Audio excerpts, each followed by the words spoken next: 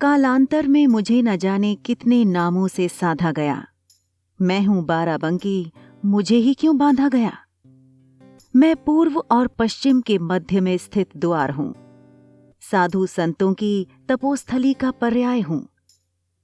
गढ़े गए लोगों के जुबां पर मैं भी कोई कहानी या किस्सा था। इतिहास उठा के देखो मेरे शहर का, मैं भी राजा श्री राम के राज्य क्षेत्र का हिस्सा था।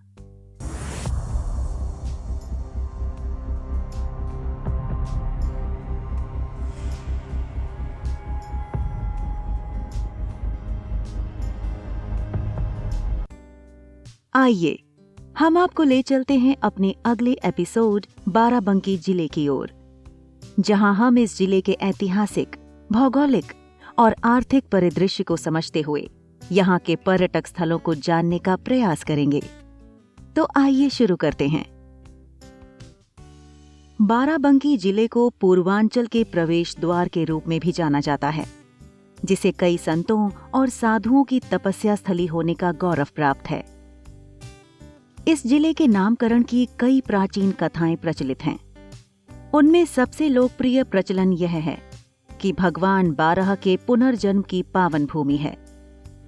इस जगह को बान्हन्या के रूप में जाना जाने लगा, जो समय के साथ दूषित होकर बाराबंकी हो गया। जिला का मुख्यालय दरियाबाद में 1858 ईस्वी तक था, जिसे बाद में 1859 ईस्वी में नवाबगंज में स्थानांतरित कर दिया गया था, जो बाराबंकी का दूसरा लोकप्रिय नाम भी है। जैसा कि मान्यता है, प्राचीन समय में यह जिला सूर्यवंशी राजाओं द्वारा शासित राज्य का हिस्सा था, जिसकी राजधानी अयोध्या थी। राजा दशरथ और उनके पुत्र भगवान राम इस वंश के थे।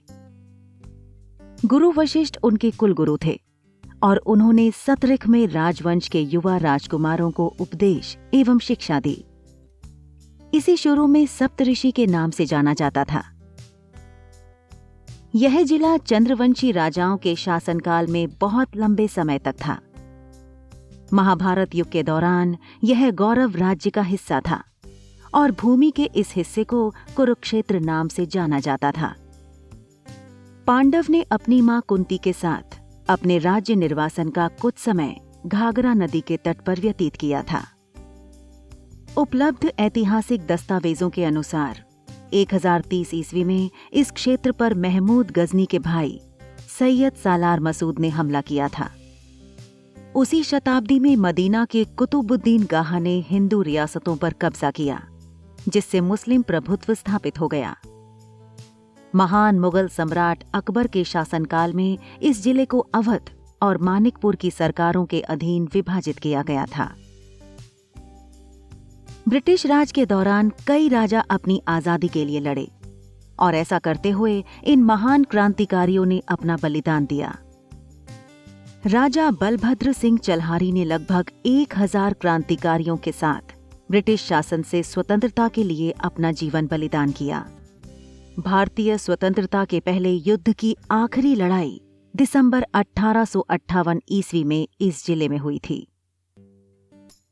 कालांतर में सन 1921 ईस्वी में गांधी जी ने असहयोग आंदोलन शुरू किया, जिससे एक बार फिर आजादी की लौ को प्रज्वलित किया गया। यहां भी जिले ने अग्रणी पहल करते हुए प्रिंस ऑफ वेल्स के भारत आगमन का विरोध किया। फलस्वरूप विरोध प्रदर्शन आयोजित किए गए और सरकारी स्कूल नवाबगंज पर बड़ी संख्या में स्वतंत्रता सेनानियों की गिरफ्तारी हुई थी, जिसमें रफी अहमद किदवई भी गिरफ्तार हुए थे।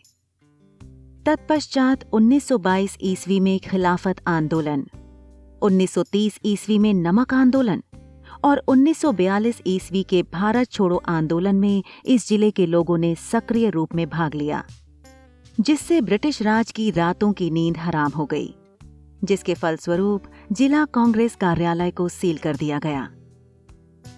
परंतु स्थानीय नेताओं ने भूमिगत रहते हुए अपना विरोध जारी रखा।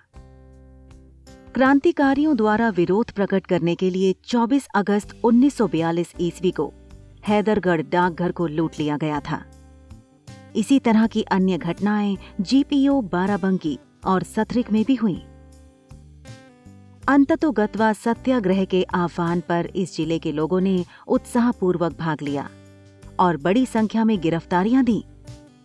अंततः 15 अगस्त 1947 ईस्वी को देश ने अपनी लंबी समय से प्रतीक्षित स्वतंत्रता प्राप्त की। बाराबंकी के हर घर में देश के बाकी हिस्सों की तरह ही इस अवसर को महान उत्साह के साथ मनाया गया। भौगोलिक रूप से बाराबंकी जिले का कुल क्षेत्रफल 3891.5 वर्ग किलोमीटर है, जो घाघरा और गोमती नदियों के लगभग समानांतर धाराओं तक सीमित है। पूर्व से पश्चिम तक जिले की अधिकतम लंबाई 92 किलोमीटर और चौड़ाई 93 किलोमीटर है।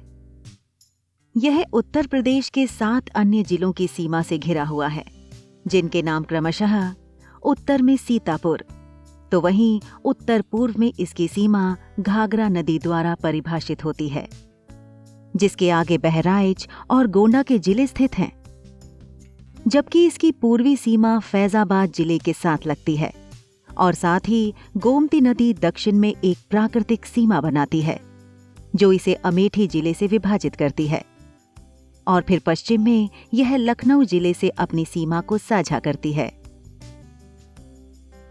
प्रशासनिक रूप से बाराबंकी को 1 लोकसभा, 5 विधानसभा, 17 विकासखंड, 6 तहसील और 1159 ग्राम पंचायत के क्रमबद्ध जाल में बांधा गया है, जिसके माध्यम से यहाँ के लोगों को एक उत्तरदायी शासन मिल सके। आर्थिक रूप से जिले की अर्थव्यवस्था मुख्यतः कृषि और कुटीर उद्योग पर आधारित है। कृषि, बायोगैस संयंत्र, पशुपालन, लघु उद्योग जिले के लोगों को प्रत्यक्ष और अप्रत्यक्ष रूप से रोजगार प्रदान करते हैं। जिले की मुख्य खाद्य फसलें गेहूं, चावल और मक्का है। अफीम, मेंथॉल तेल, गन्ना, फल, सब्जियां, फूल, मसाले इत्यादि जिले की प्रमुख नकदी फसलें हैं। जिले से आम और सब्जियां भी निर्यात की जाती हैं। ब्रिटिश शासन के समय से बाराबंकी अफीम के उत्पादन का प्रमुख केंद्र रहा है। फसलों की खेती के अलावा जिले में पशुधन पालन आधारित प्रणाली, ब्रायलर पालन और मछली उत्पादन भी प्रचलित है। जिले के देवा ब्लॉक में मधुमक्खी पालन भी किया जाता है और साथ ही जिले में भारत सरकार के कृषि विभाग का क्षेत्रीय कृषि बीज परीक्षण और प्रदर्शन स्टेशन है। पर्यटन के दृष्टिकोण से बाराबंकी जिले में ऐसे बहुत से स्थल हैं जिनका दीदार करने लोग दूर दूर से आते हैं। वो अलग बात है कि ऐतिहासिक विरासत के कुछ स्थलों का खंडर के रूप में अवशेष मात्र विद्यमान है, लेकिन आस्था और विश्वास ने आज भी ऐसे कुछ स्थलों की प्रसिद्धि को बनाया हुआ है। तो आइए ऐसे स्थलों के बारे में हम लोग अपनी जिज्ञासा को शांत करते हैं। परिजात वृक्ष पांडव की मां कुंती के नाम पर रखा गया। किंतूर गांव, जहां कुंती द्वारा स्थापित मंदिर के पास एक विशेष पेड़ है जिसे परिजात कहा जाता है। इस पेड़ के बारे में कई बातें प्रचलित हैं जिनको जनता की स्वीकृति प्राप्त है, जिनमें से यह है कि अर्जुन इस पेड़ को स्वर्ग से लाए थे और कुंती इसके फूलों से शिवजी का अभिषेक करती थी। दूसरी बात यह है कि भगवान कृष्ण अपनी प्यारी रानी सत्यभामा के लिए इस वृक्ष को लाए थे। ऐतिहासिक रूप से यद्यपि इन बातों को कोई माने या ना माने, लेकिन यह सत्य है कि यह वृक्ष एक बहुत प्राचीन पृष्ठभूमि से है। देवा शरीफ, यह हाजी वारिस अली शाह की जन्मस्थली है, जिन्होंने मानवता के लिए सार्वभौमिक प्रेम के अपने संदेश से लोगों की कई पीढ़ियों के जीवन को प्रभावित किया। हाजी साहब का 7 अप्रैल 1905 को स्वर्गवास हो गया। उनको उसी स्थान पर दफनाया गया जहां उनका स्वर्गवास हुआ था, और उस जगह पर उनके कुछ समर्पित अनुयायियों ने, जिसमें दोनों हिंदू और मुसलमान भक्तों ने, उनकी स्मृति में एक भव्य स्मारक स्थापित किया, जिसे आज भी संतों के स्मरण के उपलक्ष्य में देवा मेला के नाम से एक बड़ा मेला आयोजित किया जाता है। देश के सभी हिस्सों और विदेशों से तीर्थयात्री महान सूफी संत हाजी वारिस अली शाह और उनके पिता कुर्बान अली शाह को श्रद्धांजलि अर्पित करने आते हैं। महादेवा यह प्राचीन शिव मंदिर जिला बाराबंकी की रामनगर तहसील के महादेवा गांव में घाघरा नदी के तट पर स्थित है। लोधेश्वर महादेव का एक प्राचीन इतिहास है। इस मंदिर का शिवलिंग पृथ्वी पर उपलब्ध 52 अनोखे एवं दुर्लभ शिवलिंगों में से एक है। ऐसा माना जाता है कि महाभारत काल से पूर्व भगवान शिव को एक बार फिर से पृथ्वी पर प्रकट होने की इच्छा हुई। भिटौली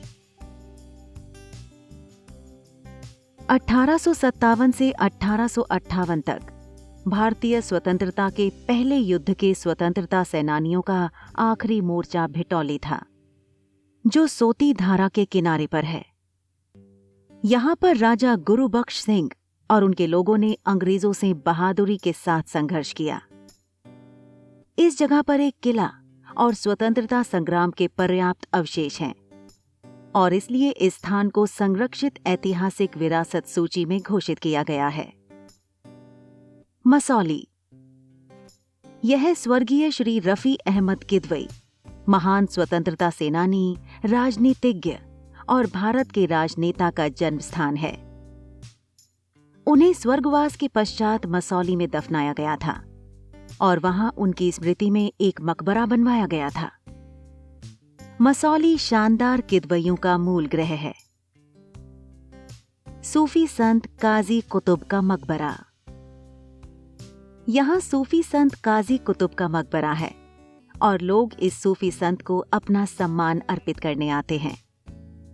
यहाँ प्रत्येक ईद उल फितर और ईद उल जुहा के अवसर पर एक बड़ा मेला आयोजित किया जाता है। धन्यवाद।